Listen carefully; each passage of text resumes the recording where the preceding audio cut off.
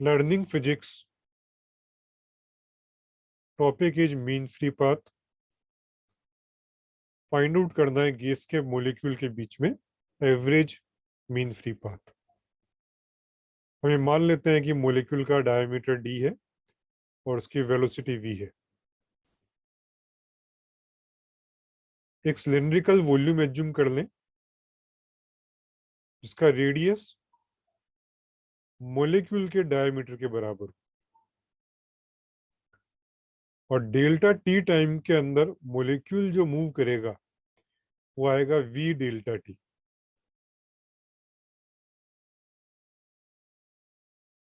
यहां पर हमने मॉलिक्यूल्स मान लिए। आप डायग्राम में देखें कि एक मॉलिक्यूल मूव करेगा तो वो बाकी मॉलिक्यूल से कोलिजन करेगा। तो ये जो वॉल्यूम जो ट्रेवल किया इस मॉलिक्यूल ने हो जाएगा pi d square into v delta t. तो डेल्टा टी टाइम के अंदर जो वॉल्यूम ट्रेवल किया वो हो गया pi d square v delta t. The molecule के नंबर डेंसिटी n है, तो टोटल नंबर ऑफ मॉलिक्यूल्स जो इस वॉल्यूम में आएंगे उन सभी से कोलिजन होगी। तो टोटल नंबर ऑफ मॉलिक्यूल्स जो इस वॉल्यूम में आएंगे हो जाएगा n multiply by pi d square v delta T, और यही नंबर ऑफ कोलिजन हो गई। तो नंबर ऑफ कोलिजन हो गई n pi d square v delta T.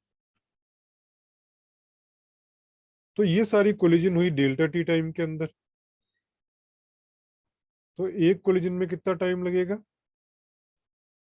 Delta t divide by n pi d square v delta t. Value मिल जाएगी 1/n pi d square we. तो एक कोलिजन में लगने वाला टाइम हो गया। तो एक कोलिजन के अंदर लगने वाला टाइम आ गया 1/n pi d square we. अब जो मॉलिक्यूल है उसकी स्पीड तो v है, तो यदि इसको हम v से मल्टीप्लाई कर दें, टाइम को v से मल्टीप्लाई कर दें, तो ये v क्रॉस जो टाउ ओपन लिख रहे हैं ये मीन फ्री पाथ आ जाएगा। जब मल्टीप्लाई करेंगे इसको v से तो आप देखें v से v का पार्ट कैंसिल हो जाएगा, तो वैल्यू मिल जाएगी 1/n पाई डी स्क्वायर, और यही मीन फ्री पाथ होगा। तो average distance between successive collision वो आ गया 1/n pi d square.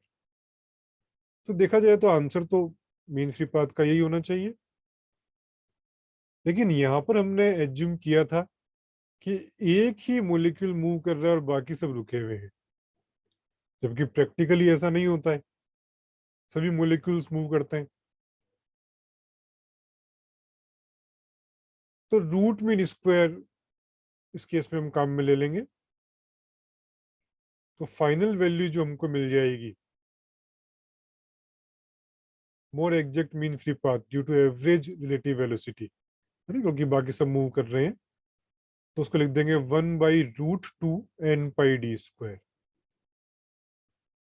L equal to 1/√2, है ना, ये √2 का टर्म यहाँ पे आ गया। तो एक इंपॉर्टेंट इक्वेशन है। तो mean free path depends inversely on the number density n पे और साइज ऑफ मॉलिक्यूल। आप देख पा रहे हैं पाई डी स्क्वायर, है ना, साइज की बात कर रहे हैं, उस पर डिपेंड करेगा। तो एक इंपॉर्टेंट फॉर्मूला हो गया mean free path, l equal to 1/√2 n pi d square.